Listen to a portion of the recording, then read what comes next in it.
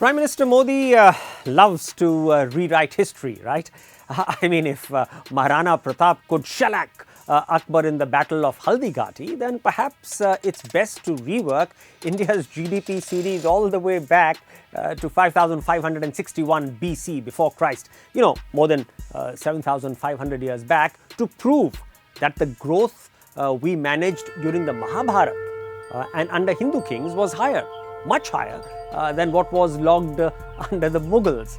I mean, just check out the new assumptions that the Modi regime has made to dampen the back data. So what was welcomed by the UPA in 2015 is now being criticized in the year 2018 because it revises it downwards. There seems to be a much bigger design here than simply a, let's beat the UPA government objective. Bigger design. Look at the assumptions. Telecoms. Now, since high-speed internet was deployed in the Mahabharata, we are sure about that. But a technology-challenged Akbar replaced that with pigeon mail. Hindu kings shall win hands down in that sector. Now look at transport vehicles. The Pandava chariots in Mahabharata were equipped with laser and nuclear weapons. We are convinced about that as well.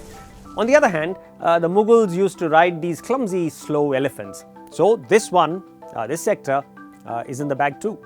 Now the financial sector. The barter system was prevalent during the Mahabharata. Now, since there is no change in the money supply under that dispensation, I mean, in a barter system, there's no currency, there's no money at all, it's inflation-proof. As against this, the Mughals used currency. So, the inflation deflator for the Mahabharata age will be zero. So, no problem here as well. Hindu kings shall beat the Mughals here too. Finally, the informal sector.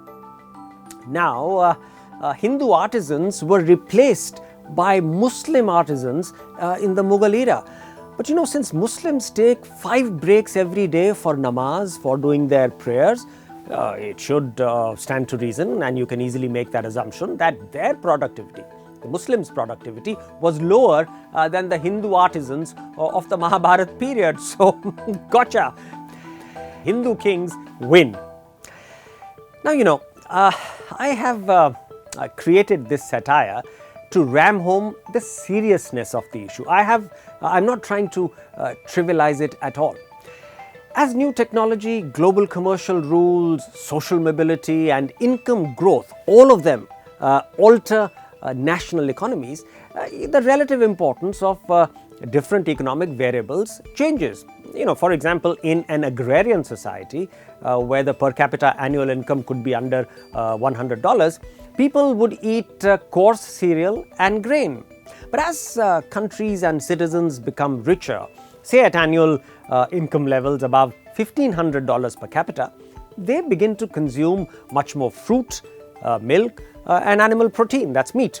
Necessarily then, you have to give a higher weight to these items to calculate food inflation. Now, similarly, in 2005, a new Telecom subscriber had to buy a handset. They were not free at that time, so he probably paid 10,000 rupees to buy a handset, and then had to pay a relatively higher amount for voice and data. Bills could be about 2,000 rupees per month in 2005.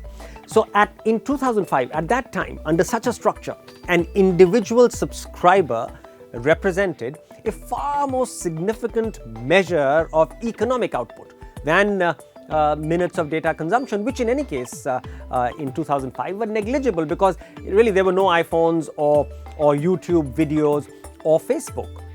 But today, in 2018, in the multimedia and Reliance Jio digital era, handsets and voice calls have become free, while people are paying to consume gigabytes of data. Therefore, the unit of economic measurement should now switch to minutes or hours of data consumed. But equally, it would be wrong to superimpose a volume measure in 2005 to restate the value of India's Telecoms GDP for that year. That's a clearly biased selection, which shall underestimate the telecoms output in 2005 compared to 2018. And since, note this one, since the Modi government has used this device of restatement and frankly a million similar tweaks to recalibrate the GDP under UPA downwards, what they've done is highly questionable. Frankly, I would even call it plain wrong. Now, this dire conclusion of mine is strengthened by several other real, objective, independent data points. Whether you look at corporate profits, you look at investments, you look at tax revenue, you look at credit expansion, you look at exports. All of them show that the Manmohan Singh government posted a much stronger economic performance than the Modi regime. Therefore, it's just disingenuous to try and turn all of that hard evidence on its head. Frankly, also, in any case, the GDP of any country is a very fuzzy and it's a very imprecise measure of the economic well-being of its citizens. So, precious little will be gained by trying to game that data. GDP is always fixated on more, not on better. For instance, if more patients were to die in hospital, the GDP actually improves. But if everybody is healthy and never visits the doctor, GDP falls. If a car burns excess fuel and actually pollutes the environment, GDP increases. But if its engine is efficient, GDP shrinks.